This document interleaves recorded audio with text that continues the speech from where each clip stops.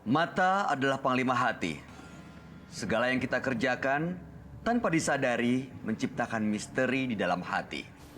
Baik, buruk, kejam, pilu, dan kisah ironis, semua kita akan kuak di sini di Menembus Mata Batin. Program ini akan menghadirkan orang-orang yang masih ataupun pernah melakukan tindakan di luar batas kewajaran. Dan malam hari ini, bintang tamu yang sudah hadir adalah Weni Panca. Apa kabar Weni? Alhamdulillah baik. Kamu punya pengalaman memintangi film horor ya? Nah, biasanya kalau main di film horor itu kan kadang-kadang suka ada pengalaman-pengalaman yang tidak terduga gitu. Betul. Pengalaman menyeramkan. Waktu itu punya pengalaman seperti itu? Banyak. Boleh diceritain nggak Banyak kita semua? Satu aja. Jadi ada salah satu film yang udah aku bintangin dan itu ada scene di mana scene-nya itu di atas pohon ayunan, duduk di ayunan dan pas saat azan maghrib. Itu aku berkostum kuntilanak. Ya setelah duduk di ayunan itu sampai di detik ke-5 ayun itu udah Apa yang terjadi? badan itu rasanya udah ada yang berat banget. Itu maghrib lagi aku di hutan Jambore. Itu kan seram banget lokasinya. Maksudnya ada yang ikut Ayun dan nemplok gendong kamu gitu? Iya pernah. Waktu itu terus apa yang kamu lakuin? Di situ aku keringat dingin, Heeh. terus nangisnya. Aku minta dikat, tapi sutradara sendiri tuh yang udah terus nggak apa-apa. Kalau dia kan nggak tahu yang hal kayak gitu kan, jadi yang ngerasain kan aku, jadi yang ya ampun ini jahat banget sih, kok aku nggak disuruh turun dulu gitu. Dan itu kan ayunan itu tinggi banget dari atas ke bawah gitu, jadi aku kan nggak mungkin loncat, jadi aku diem aja tuh yang ini tuh ada yang megangin aku gitu loh, jadi aku tuh harus ya namanya syuting kayak gitu jadi harus profesional kan, jadi aku terusin. Kamu ngeliat tapi? Enggak. Tapi bisa berasa? Berasa, itu kalau aku tuh lagi dipegangin gitu. Kamu tuh termasuk orang yang bisa ngerasain hal seperti itu ya? Bisa. Oh ya? Sering berarti? Sepertinya sih, sering. Yang akan kita hadirkan ini adalah seseorang yang punya susuk. Kamu pernah punya temen yang pakai susuk? Pernah. Nanti cerita ya. Oke, siap. Oke. Yang jelas berikut ini akan kami hadirkan seorang perempuan yang menggunakan susuk untuk balas dendam. Malam hari ini kami akan samarkan namanya. Kami persilahkan Siti.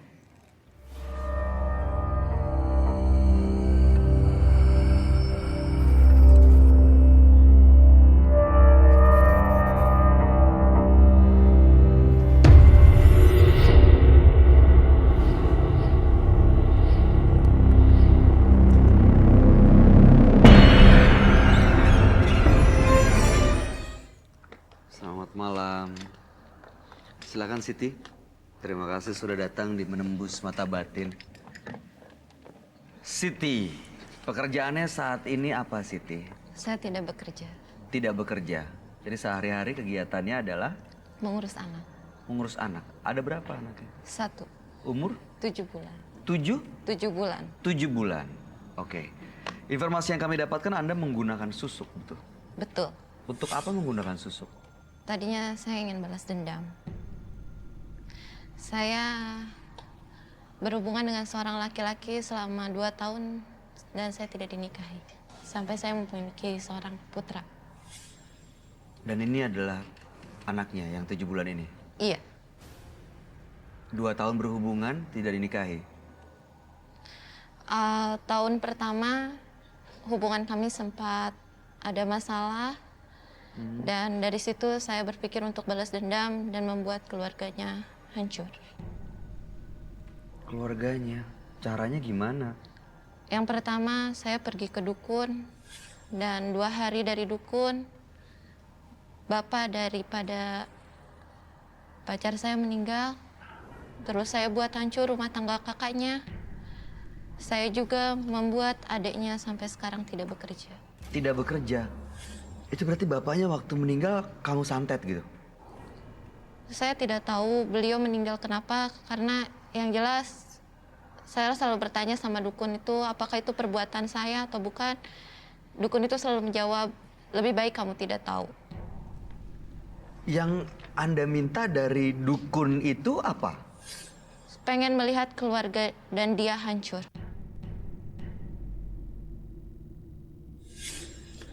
Nah, malam hari ini tujuan Anda, Mbak Siti, ke menembus mata batin itu apa? Mungkin Mas Roy bisa membantu saya karena saya ini pengen lepas dari semua susuk. Tapi saya tidak mau ke dukun itu lagi karena saya ditidurin sama dukun itu selama sudah hampir 3 kali dan saya juga dijual oleh dukun itu.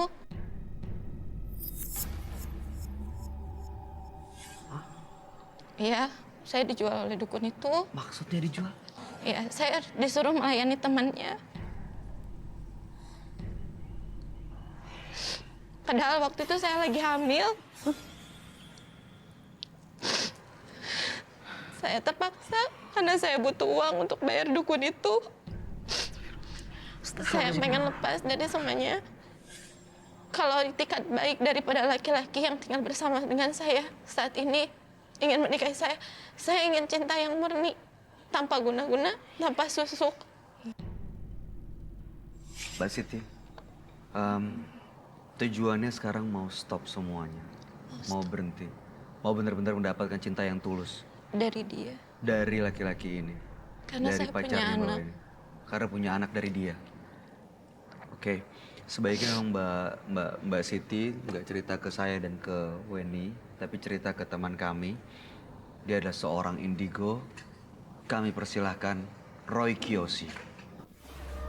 Sebelumnya, tim Mata Batin sudah memberikan tanggal lahir dan nomor rumah partisipan kepada Roy Kiyoshi.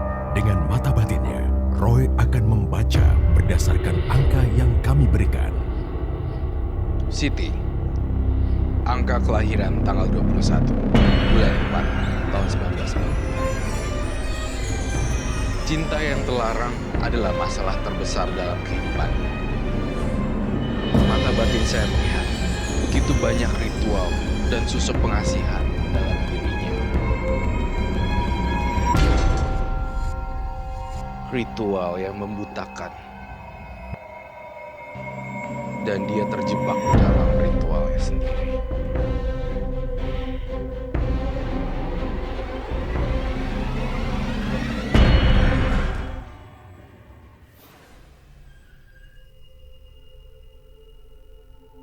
Halo. Selamat malam, Roy. Selamat malam. Silakan duduk. Oke.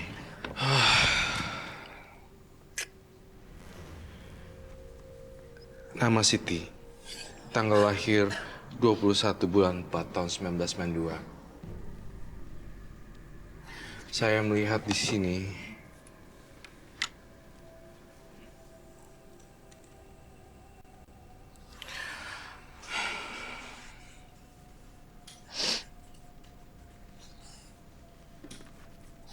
kesedihan. Kesedihan yang mendalam tapi sangat gelap sekali auranya.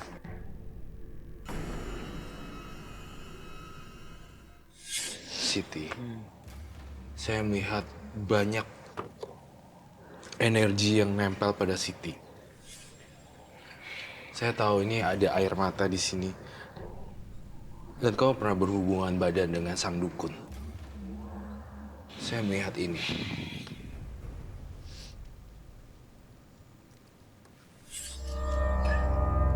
Apa itu? Ya.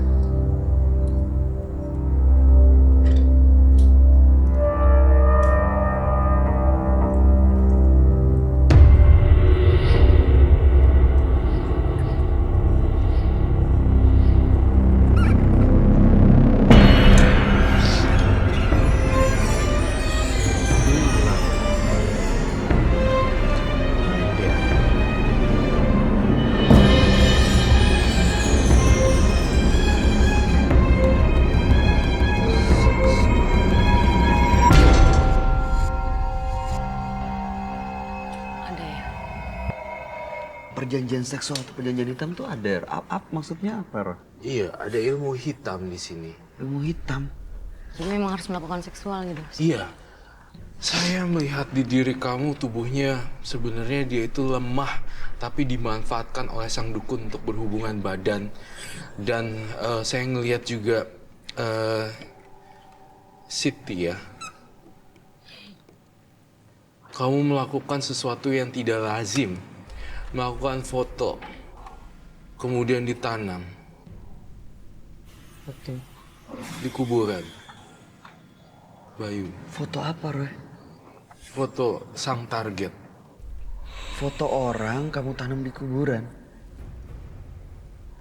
Jadi orang-orang yang ditaruh di situ akan seperti ini. Jadi ini foto. Kemudian ditaruh, terus didoain dan ditaruh. Kubur di situ. Semua orang laki-laki akan terpikat dan orang-orang yang dikubur di situ itu adalah target-target dan sang korban. Sebenarnya saya agak terkecoh dengan kamu, dengan penampilan kamu yang sedikit lemah dan menangis. Tapi saya melihat kamu juga sebagai pelaku mistis sebenarnya. Dan saya melihat di badannya Siti sekarang, di dagu, di mata, itu ada susuk. Apakah itu betul? Semua yang terjadi di sini dan yang saya ucapkan di sini harus dijawab sejujur-jujurnya demi mencari solusi yang terbaik. Saya melihat di sini ada korban juga. Saya mencium ada bau arwah di sini. Saya ingin bertanya pada Siti. Adakah seseorang yang meninggal, Siti, atas ritualmu? Ada.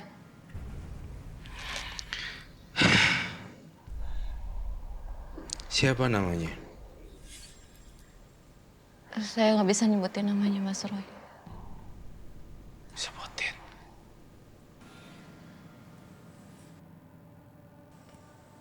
Dua orang. Enggak, satu. Kenapa saya harus pasang lilin di sini semuanya? Ini untuk apa, Roy? Ritual pemanggilan hantu dan arwahnya kembali. Kenapa dipanggil, Roy? Apa emang dia yang meninggal ini penasaran atau?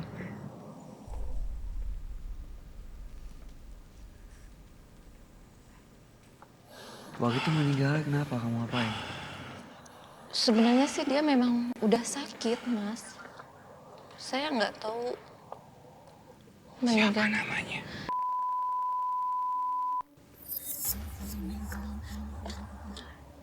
Saya bisa minta kamera sini?